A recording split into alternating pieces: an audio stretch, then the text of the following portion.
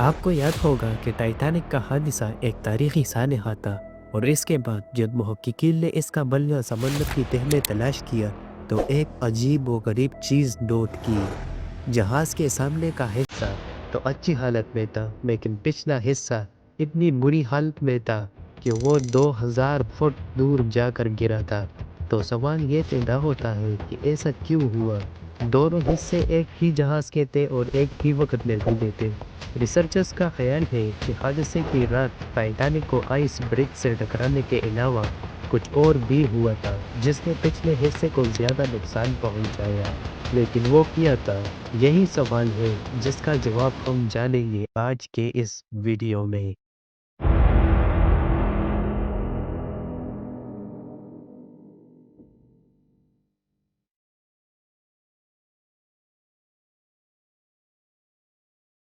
जैसे कि आप सब जानते हैं कि टाइटैनिक का हादसा 1912 में हुआ था। उस वक्त टाइटैनिक न्यूफाउंडलैंड कनाडा से तकरीबन 700 किलोमीटर दूर समंदर के बीच में था। हादसे के वक्त जहाज़ पर 2240 अफराद सवार थे, जिनमें से 1500 अफराद अपनी जान से हाथ धो बैठे। टाइटैनिक को अनसिंकेबल कहा जाता था, यानी जो कभी नहीं डूब सकता, मगर कुदरत की ताकत के सामने वो भी कुछ न कर सका और समंदर की गहराइयों में जा डूबी। ये हादसा इतना खौफनाक था कि उस वक्त उसका कोई गवाह नहीं था सिवाय उन अफराद के जो किसी तरह जहाज से छलांग लगाकर ठंडे पानी में गिर गए थे। हादसे के फौरन बाद सबसे पहले जो चीज़ सामने आई वो ये थी कि टाइटैनिक को आइस ब्रेक ने टक्कर मारी, लेकिन उसके बाद क्या हुआ, इस बारे में किसी को इल्म नहीं था। तहकीकात के दौरान मुख्तलिफ गवाहों के बयानात आए और इसी वक्त एक सरकारी रिपोर्ट में कहा गया कि आइस ब्रिज की टक्कर से टाइटैनिक के दाएं तरफ 300 फुट का सुराख हो गया था।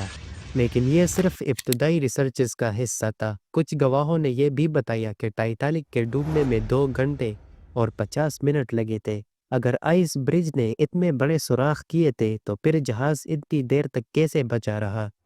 रिसर्चर्स को इस सवाल का जवाब नहीं मिल रहा था। कई सालों की कोशिशों के बाद 1985 में टाइटैनिक का मलबा मिल गया। कई सालों तक यह समंदर की तह में गहरी तारीकी में पड़ा रहा।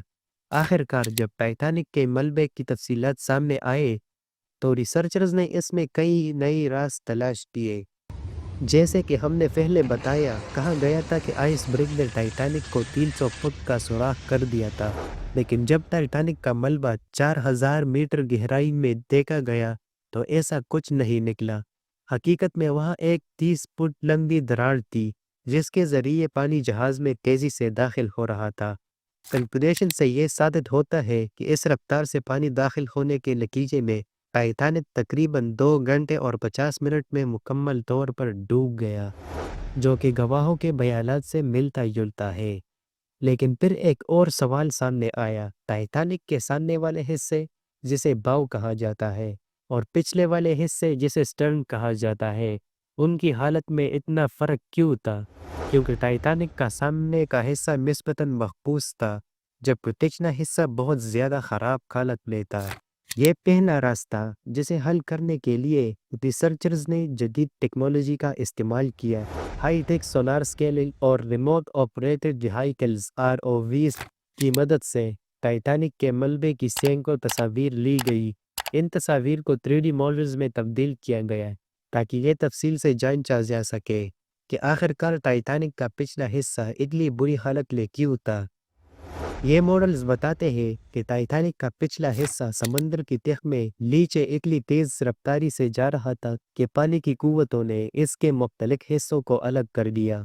इस रफ्तार में पिछला हिस्सा टूट कर बिखर गया और तकरीबन 2000 फुट दूर जाकर गिरा। दूसरी तरफ जहाज के सामने का हिस्सा हाइड्रोडायनेमिक डिजाइन के तहत था, यानी ये पानी को आसानी से काट कर जा रहा था, इसलिए वो ज्यादा महफूज रहा।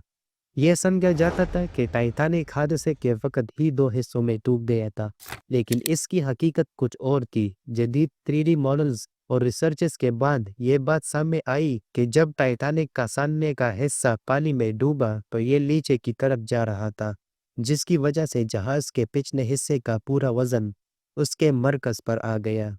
यह मरकज इतना ज्यादा वजन बर्दाश्त नहीं कर सका और टूट गया। اس کے بعد ٹائٹینک کا پچھلا حصہ ایک طرف پھینک دیا گیا اور یہ بہت تیز رفتار سے نیچے جاتا گیا۔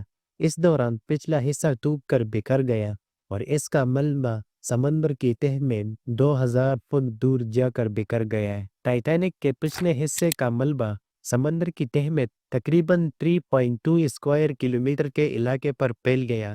اس میں 10,000 سے زیادہ اشیاء شامل تھے، جیسے کہ چمچ، پیالے، کرسیاں اور لوگوں کی پرسنل چیزیں۔ اگر ٹائٹینک کا پچھلا حصہ پانی کے اوپر سے الگ ہو کر نیچے گرا ہوتا تو اس کا ملبہ اتنے بڑے علاقے پر نہ پھیلتا۔ اس سے ثابت ہوتا ہے کہ ٹائٹینک کا پچھلا حصہ پانی کے اوپر سے ٹوٹا لیکن سمندر کی تہہ میں پہنچ کر 2000 فٹ دور جا گرا۔